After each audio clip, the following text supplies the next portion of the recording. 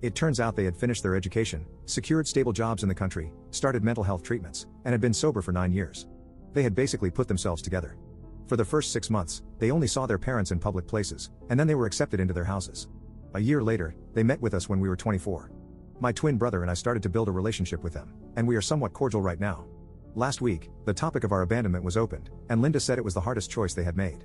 I started to laugh uncontrollably after that, and when they asked, I told them they had multiple chances to come back, but they didn't.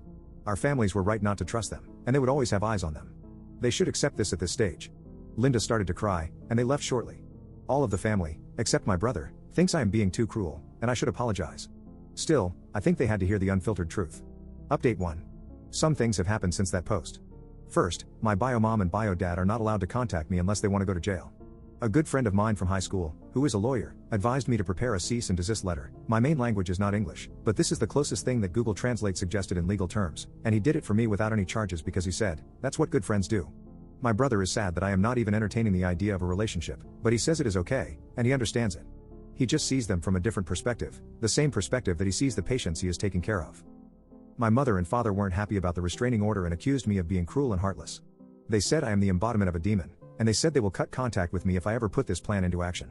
I said, well, consider this our last talk then, and left their house.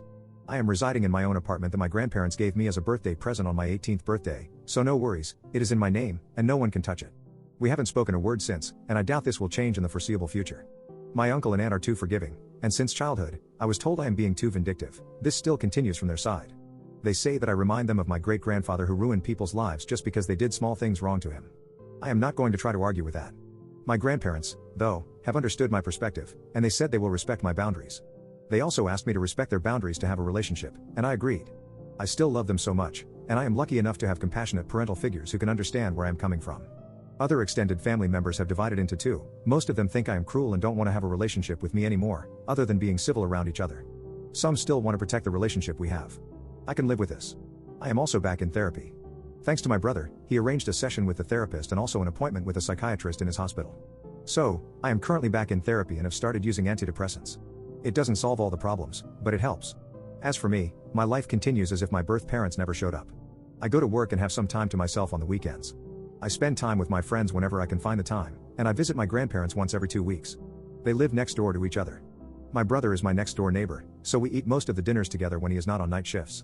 Thanks everyone.